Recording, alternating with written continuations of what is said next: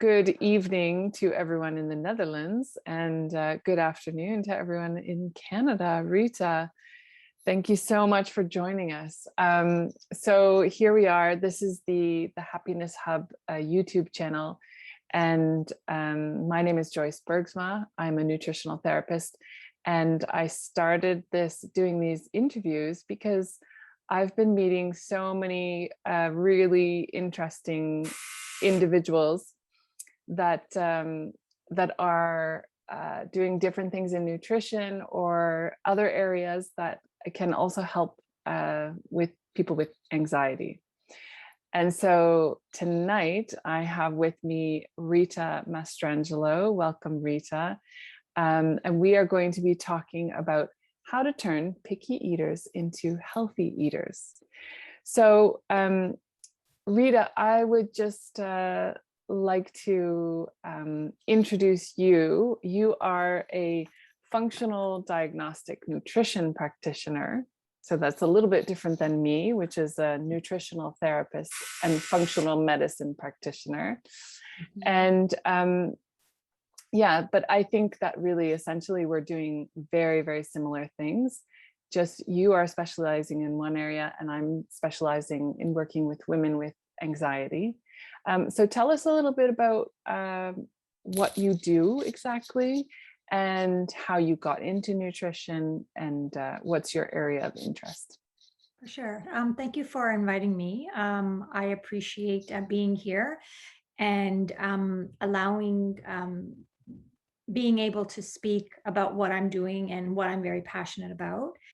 I've been into the health and nutrition field for many years, but not necessarily understanding the nutrition as a whole. Growing up with two older brothers, I was always into sports and I always considered myself very healthy until after my second child, I was having problems. I was always having gut problems, not understanding why I was having these problems. And when I started going to see this new chiropractor, Dr. Stephanie Canestrero, she was in the midst. She was also a functional medicine doctor that I wasn't aware of. And this goes back to maybe 2015. And when I was explaining to her, I'm having problems with my stomach, like it's either diarrhea or constipation. I don't sleep well at night. I'm constantly bloated. I said, for the amount of work I put in the gym and for how well I eat, I don't understand why I'm feeling this way. So she started off with a GI map, a stool test, an organic acid test, and then she was explaining to me how I had, gut issues, leaky gut, which explained why I was bloated. I had severe sensory food sensitivities. Mm-hmm. And it was then when I wanted to understand more. So that's when I started my journey into the nutrition space, went into studying functional nutrition, and I wanted to understand more. I wanted to understand what was going on inside that was causing all of these issues. Mm-hmm. So then I decided to go get my certification as a functional diagnostic nutrition practitioner so I could understand the lab component and how it connects with nutrition and how it actually connects with the whole body. Yeah, that is such a recognizable story that you tell, Rita. And for me, it was like, it was very similar, except that I was already studying nutrition. And I thought, mm-hmm. Oh, great. I eat really well, I don't need to worry. I don't have any major health issues. But then I was in the midst of a really stressful period. Part of that was due to the studying, but and working full time. But then I realized that pretty much everybody has something that they need to work on. And for me, it ended up being quite a lot of things. So, but so many people have your story where they found nutrition and then that led them into nutrition, which is, mm-hmm. Yeah, it's really great to know that solving your own health issues then can lead into an amazing career as well. Mm-hmm. And to add to that, while I was focusing on my nutrition, we will speak about Jordan, my son who was diagnosed with autism at the age of 2, but he was a very picky eater when we started this journey. And I was that mom that didn't care what he ate as long as he ate. I didn't understand that the food that he ate fueled his cells. So if I was giving him processed food, what you put in is what you get out. So I was preparing healthy meals for myself, preparing meals for my husband and my son, just whatever they wanted, like, a typical meal because they weren't picky eaters. And then I had to cater to Jordan. So when he first started eating, like he only had maybe 2-3 foods that were considered healthy. All the rest were fillers. So it just kind of resonated with me afterwards. It's like, wow, like if I'm healing my gut or helping myself get better, I should do the same for Jordan. And my functional medicine practitioner, she said, let's see what we can do for Jordan. And that's where it's led to now, where I help anyone that needs my help, but I really focus on children with special needs, children with autism, ADHD, Asperger's, taking a step back, helping parents understand how nutrition and gut health and healing their gut is important for their brain health. Yeah, so important. I mean, the gut is really where disease starts and where good health starts. Yeah. And can you give us an idea of like how picky was Jordan at the time? Like what kind of foods was he eating and what were meal times like?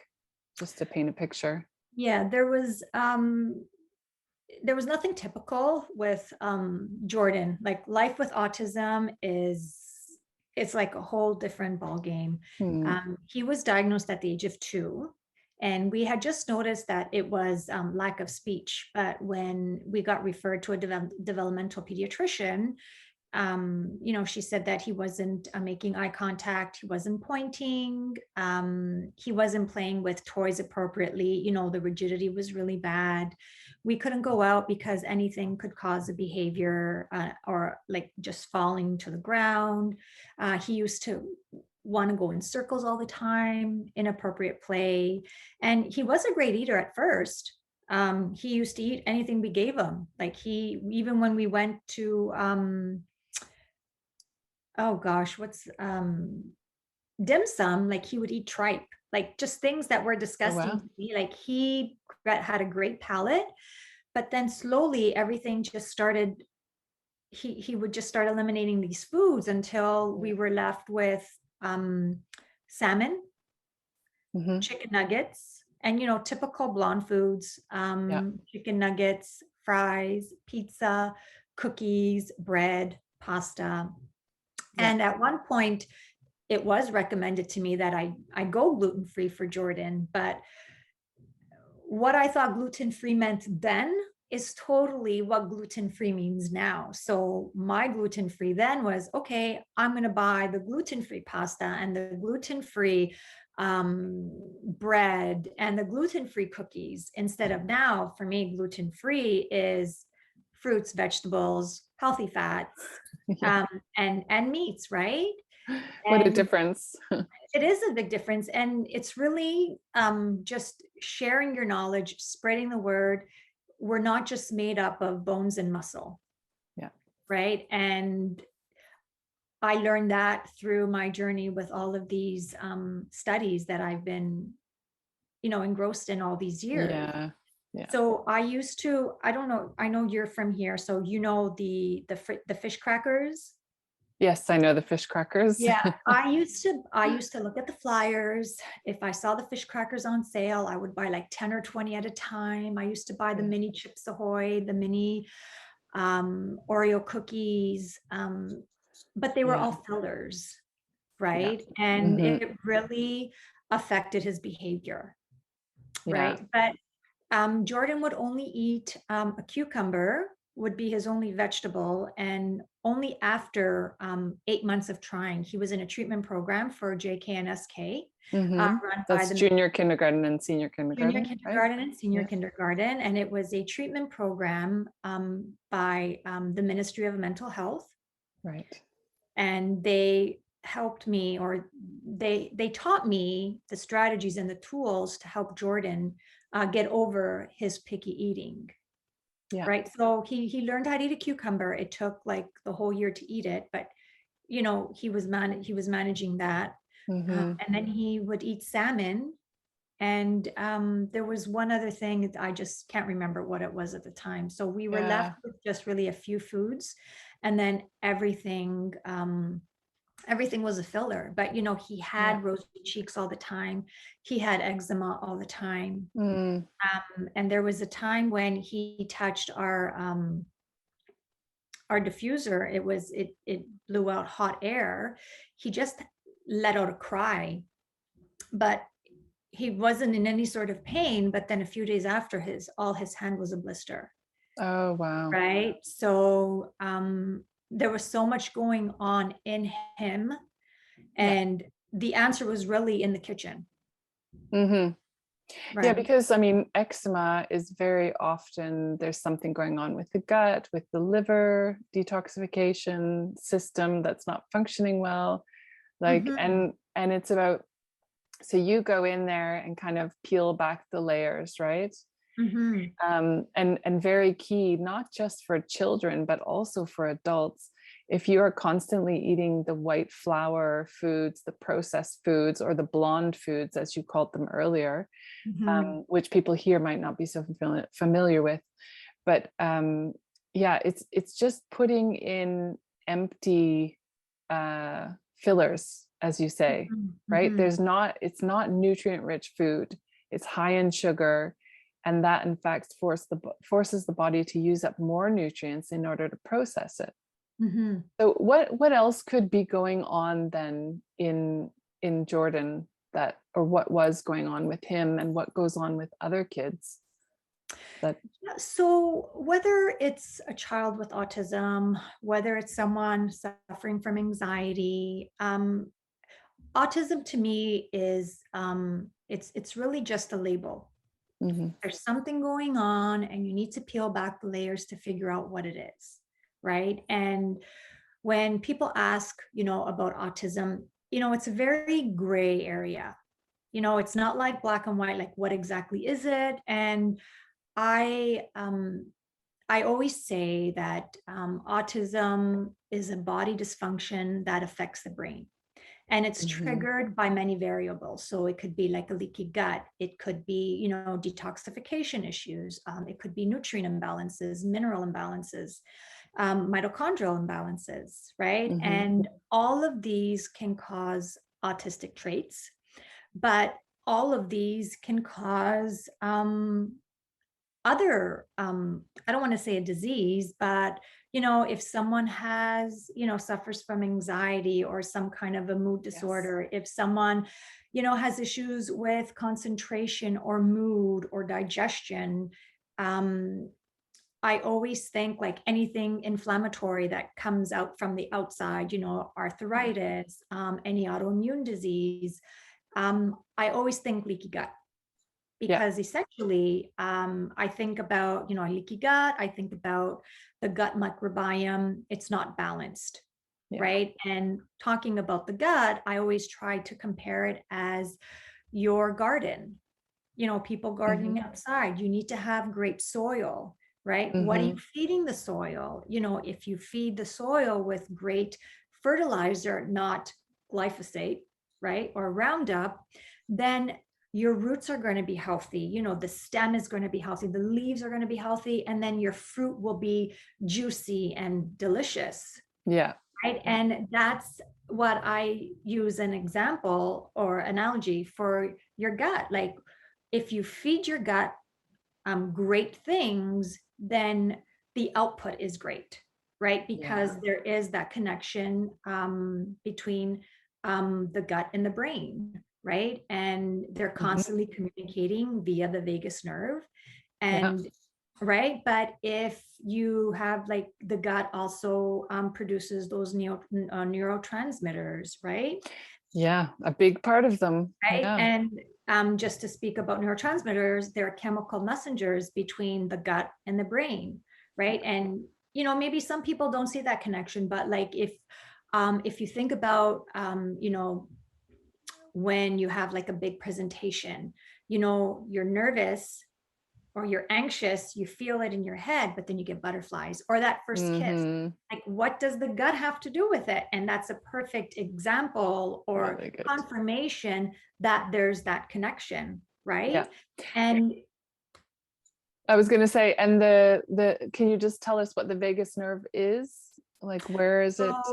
so the vagus nerve is the 10th cranial nerve, and it starts at the neck, I believe, and to the abdomen. So it's constantly sending message up to the brain, and the brain sending message down to the gut. It's a two-way street. Yeah. So like, let's just say when you're about to eat, like digestion starts even before you put something in your mouth, because there's that communication from your stomach to the brain saying, hey, let's start digestion.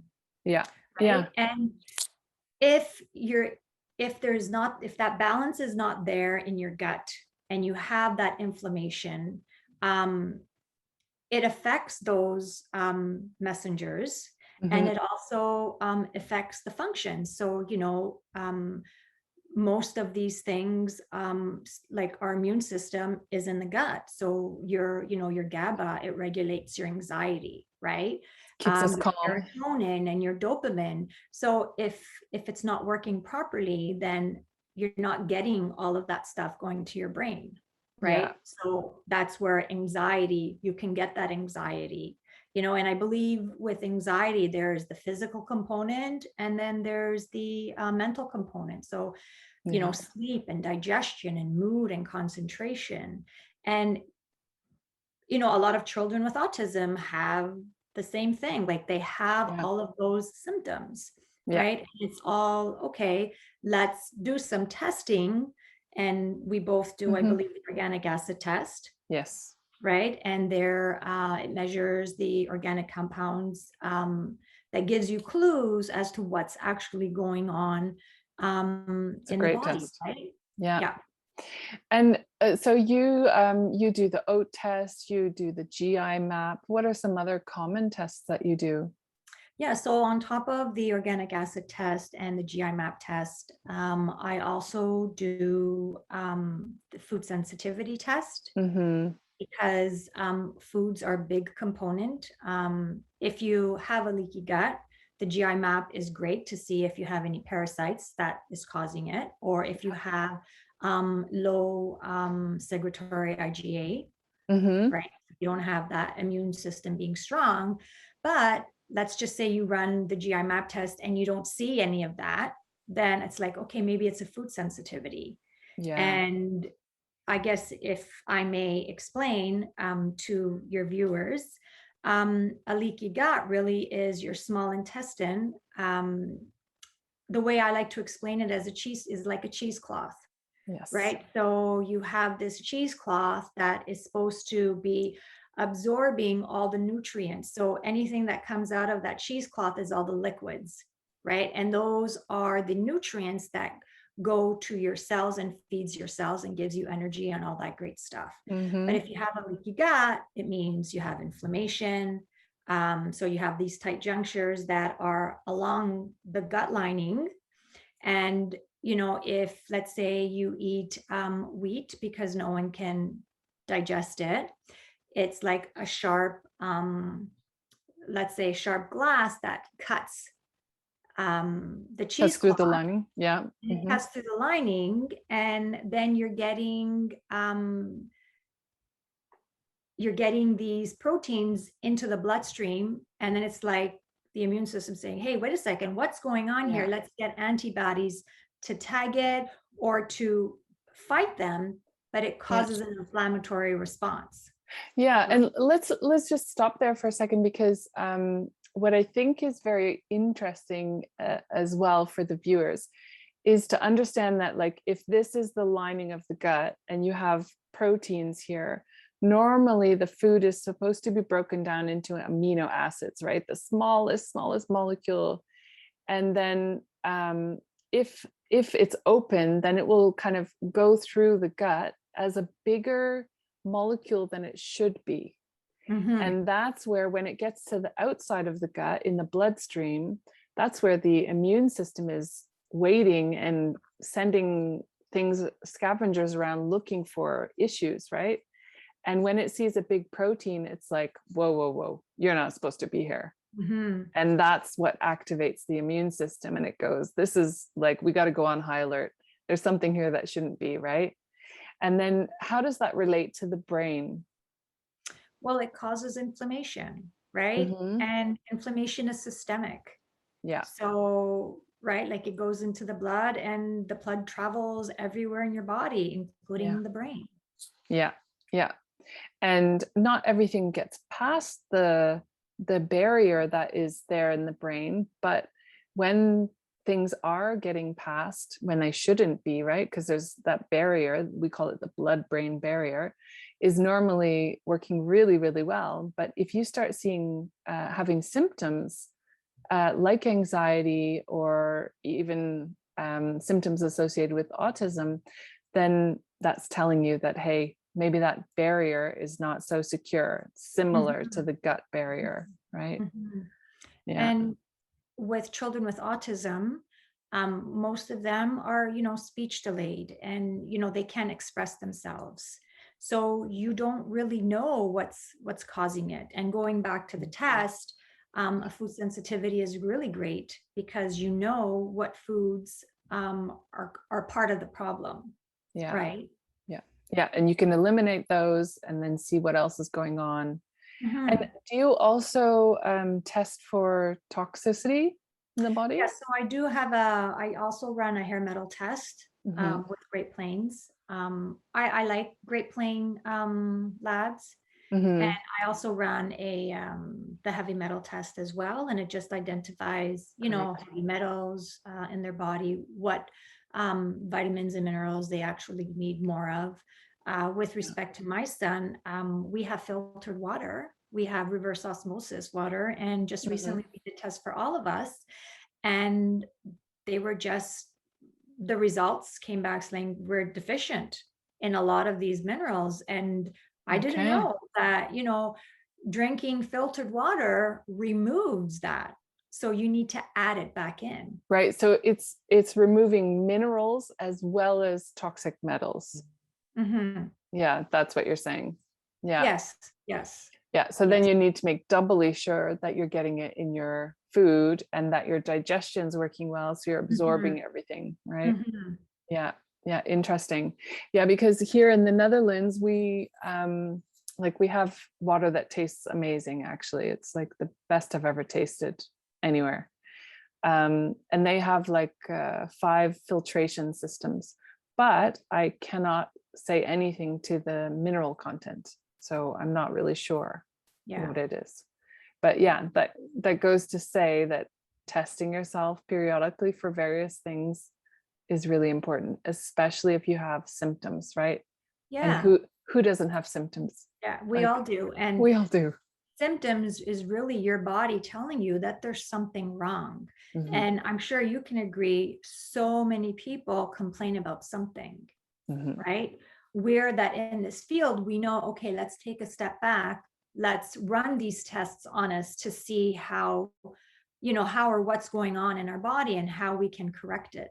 My son Jordan is the healthiest in our home because I'm very diligent with his supplements, but he's 11 now and he knows what to take, so he takes his multivitamin in the morning. He also takes a spore biotic. He also takes a binder. So, he takes everything. And now he's taking a focus supplement as well, because, he's doing remarkably well.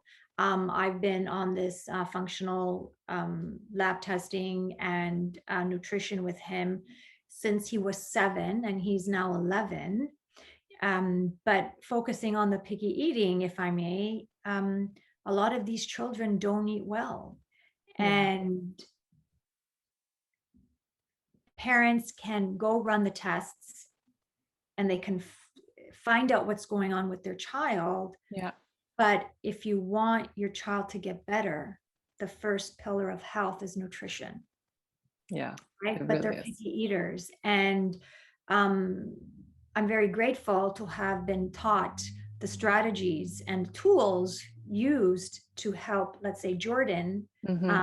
change his habits, Mm-hmm. because he was a picky eater, but he had severe sensory issues. He would not touch any fruit or vegetables. Yeah. Tasting, he would gag. Smelling would be a problem. Mm. So now I help these parents um, teach their children how to expand their diet, because you can have Yeah. anyone interpret a lab for you and give you supplements, but if you can't change your diet, then it's really, you're wasting your money, because supplements can only Yeah. do so much for you. It's like you're trying to get better, but then you're feeding garbage, and it just Yeah. balance itself out. No, exactly. And I'm thinking as well about there are so many people that are picky eaters actually. Mm-hmm. And sometimes that's because of the food that was available in your home, or sometimes you experience trauma, and food is often an emotional thing for us. You Mm-hmm. know, how many parents don't want to keep their kids quiet, and food is the thing that's easily making them quiet, right? It's a natural thing that we would reach for, right? You want your life to be a little easier, so you give the child what they want that will help them be quieter. And but sometimes in the process we're not helping our kids. And when I think about some of the clients that I see, either they have anxiety, very often they have had disordered eating, so maybe not a full-blown eating disorder, but disordered eating during their life. I think often what happens as women is we also focus a lot more on our food, and trying to conform to what society has told us that we should look like. And so it probably the kind of things that you have implemented with Jordan can be used across a wide range of our clients, right? Absolutely. Like, I was thinking about it this weekend, and I think to some degree we're all picky eaters. Yeah. I remember I don't like beans. I just can't get over the texture. I like lentils, and I guess because it's just an eighth Tiny. of the size of a bean, Yeah. right? So the texture is not that bad. But when I was living in Italy and living with my cousins, he would always make pasta with peas. And I hated peas Oh yeah. because of the texture. But he said, "This is what we eat in our home, and I'm not changing the meal for you." So I slowly started trying the food, like trying the peas. Now, obviously, I didn't have a meltdown. I didn't throw myself on the floor and protest.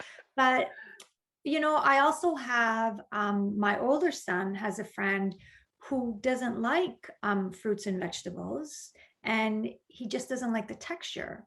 Mhm. And it's something that you need to, take a step back and just, the same strategies apply. Okay, just take a little branch. So when I teach parents to get their child, let's say, to try to start eating broccoli, I'm not expecting them to eat a whole floret of the broccoli. Like, take a little branch. Yeah. Like, it's baby steps for everyone, Yeah. Yeah. right? But So that's tip one, right? yeah, that would be tip one. That's Yes. great. This is a really great tip. Just to do it slowly and not have to commit to a huge thing, right? It's all Mhm. about baby steps. It's like if you want to go to the gym every day, you don't just say, I'm going to the gym and go do it necessarily, but Mhm. maybe you're going to put the clothes on Yeah. and not commit any further than that. So have Mhm. that little branch of broccoli. Yeah, and that's exactly how it starts. And even if you want to be a little bit risky and like just put it in your mouth and chew it, Yeah. just then spit it out, right? Because Okay. you need to get used to the texture, Mm-hmm. and that's basically, you need to get used to the texture. Um, Mm-hmm. I don't think I would eat tripe ever. I just don't like the way it looks. But my mom loved it. My husband loves it. Jordan doesn't eat it anymore, but Mm-hmm. I think to some degree, we all have anxiety when it comes to food. If I Yeah. don't like the way food looks, I won't eat it. Yeah. Um, I'm starting to get better. Like I don't want to say I don't like it. I don't like Indian food because I can't stand the smell of curry. Like it doesn't matter Mm-hmm. if it's delicious, but my husband is Asian and I was the same even with Chinese food. It's like, oh, it's so gross. But now I love it. And, I just recently started eating butter chicken Oh yeah, because it tastes really good. it's And good. I'm okay with the smell of the curry, right? Like I'm slowly getting into it, right? Yeah, So when I'm walking down the street, before it's like, oh my God, I smell curry. I can't, it's just overpowering. yeah. Now I got used to it, like consistency and Exposure. exposure is key. Yes. Yeah. Yeah, that is really what it's down to, I think. I mean, I hear different statistics all the time, like you have to expose yourself 26 times to whatever it is, but definitely it's up there. It's like It over can take 20 for sure. it can take one time for one person and it can Hmm. take like 8 months, let's say for Jordan with his cucumber. Yeah. Like one time I introduced him to a raspberry. One raspberry took him half an hour to eat it because Oh he was yeah. picking it and like kind of licking it and kind of gagging when he was putting it in his mouth. And, Yeah. some parents disagree with my approach, Hmm. but I always say now's the time to help your children because you have control, Hmm. right? When your child is a teenager and he gets bigger than you and taller than you can't control them. And I always try to look into the future. Yeah. I didn't want, Jordan to have to go to a home when he got older because he wouldn't be able to um, know how to live in the real world, Yeah. be on his own. Yeah. Um, I'm confident that he can now It's because amazing. his mind is clear. Like he's not 100% gluten free and dairy free, but I know what triggers him, and Hmm. he knows what are good choices and wrong choices Hmm. for him. And Not to say food is good or bad. I don't want, no. because that's also a stressor and it can cause anxiety. Everything in moderation. Yeah. But with Jordan being autistic, I always have to be on top of him. Make sure he gets his Yeah. supplements. I do testing at least once a year to see if there's anything that's gone Mm. astray that he needs support with. Yeah, yeah, that's really good. And it's like if you have anything that is quite extreme, like I have clients that have multiple health issues that have accumulated over the years, and they just need extra care and extra testing Mhm. because, yeah, because of what they're going through. So, but if you have someone that comes to you with something very simple, then maybe it's just like one test and you can already make huge changes in Yeah. their lives. And And sometimes you yeah, don't even need a test. It's just yeah, changing food that makes yeah, just a big difference, yeah, right? yeah, it can make a huge difference. And Mhm. so what do you have any other tips for us that we can have as a take home, something that worked with Jordan or Yeah, so I do have a free picky eating book on my website. excellent, okay. Um, it is addressed for children. However, it can be used for anyone, really. Mhm. And one of the like I think I have maybe 12 strategies on picky eating, Mhm. but the first one is really geared towards the parents. And in this Okay. case, let's say we adults who are picky eaters, give yourself time, right? Mhm. Like if you don't like something, you can't expect to change your eating habits the next day, No, right? no. Take a step back, take the baby steps, and eventually you'll get there. Yeah. Yeah, that's so true. And how can where do people have to go to get your free guide? Yeah, so it's a free PDF and it's on my website, purelyfunctionalnutrition.com. It's on the front page. If they scroll down, they'll see the big picture, picky eating, and you just Excellent. need to click on it and subscribe to it. Okay, fantastic. That's great. I just had one other thing I was thinking that I often use for myself when I'm introducing new food, or I find there's a food I don't like and I want to eat more of it, but I don't like the texture, or I don't like the taste. I eat the food I normally have. So for example, let's say it's white rice. When I started eating brown rice and red rice, I started making a small portion of brown rice and mixing it with the white rice. Mm-hmm. And I gradually increased the portion of the brown rice and decreased the white rice. So in the autism world, that would be called food chaining. Food chaining. Food Okay. chaining, yeah. So Amazing. a lot of it's like, how do you get someone from a chicken nugget from McDonald's to eating a chicken breast? Yeah. Right? They're so used to the chicken nugget. So the way I changed Jordan from a chicken nugget boy to a grilled chicken boy is I tried to make the chicken. I bought my homemade, I bought my organic chicken breast, and I made it the same shape as the McDonald's Oh yeah. chicken nugget, right? And then I just slowly started increasing the size. And then the breadcrumbs, I started mixing regular breadcrumbs and gluten-free breadcrumbs. So he would get used to the taste being different and the texture being different. Mhm. And then it got into like a big chicken cutlet, breaded chicken cutlet. Mhm. And then I slowly started removing the breadcrumbs, and then I just moved it to a chicken breast. Oh, that's excellent. Yeah, Yeah, that's but a really again, good one. it takes time. And Jordan eats everything now. I would say just about everything. He still Mhm. likes his things separated on his plate, like his berries and his nuts Yeah. in different bowls. But just this year, he started mixing foods together. So yeah, like he can have like bolognese sauce in his pasta, or he'll have like a stuffed pepper with minced meat and rice, or like a stuffed eggplant. Yes, at the beginning, he would gag because Mhm. it's foreign, but Yeah.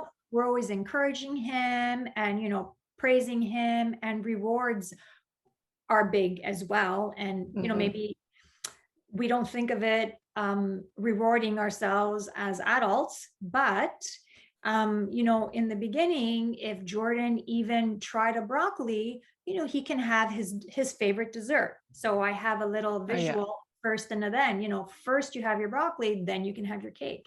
And Mm. yes, it's not the best food, and this is called ABA, applied behavioral analysis. Mhm. And so the reward is really to give the child the encouragement that they've done something great, and you do this Yeah. for me, then you can get that, and that's the reward. But then you slowly kind of move away from it. Yeah. You Yeah. have to give those choices, because then it comes to a point where they've already tasted it, they're used to the taste, the texture, the smell, so it just becomes part of their Yeah. food list. Yeah. Yeah. That's great. And I can understand how, especially with having a kid with autism, that maybe the food ones are like really good to have as a reward. What I try to advise my adult clients who, can think logically, that they try to not use food rewards so that they remove the emotion from food. Um, Oh, you okay, got know, it. so that you Mm-hmm. really separate it. So you're not like, as a reward, it's not a comfort food or it's not a treat, right? But Mm. that you reward yourself in some non-food way, because then you're at least not affecting your health in Mm-hmm. a negative way. But I can completely understand that someone with autism who is maybe a little less emotionally connected to food and more Yes. texturally connected, Yes. that can make a lot of sense. Yeah. And I was just going to say, you definitely deal more with the emotional side. Mm-hmm. I understand that 100%. Like I Yeah. was, as a teenager, I did suffer from bulimia and Mm-hmm. anorexia. Mm-hmm. Um, I knew I needed the help, right? And I guess some people, they don't think they need the help and they continue on with that. But yeah, Yeah. we live in a society where like food is all around us, and most of us just go to food when there's any kind of stress. Yeah, right? it's normal. I think it's really human nature, right? But Mhm. also the way we're brought up. For sure. So yeah, yeah. The more we can separate it, I think the better it is. Mhm. And I can think of a million nice rewards that are non-food related anyway, Yeah. so that are equally enjoyable. Mhm. Yeah. So this is really great. Thank you so much, Rita. Now everyone can find you at Purely Functional Nutrition, and on social media, you're purely_functional nutrition, right? Yes. And they can go to your website to download your free guide. Hmm. That's adults or children, Mhm. or adults for the children, I should say.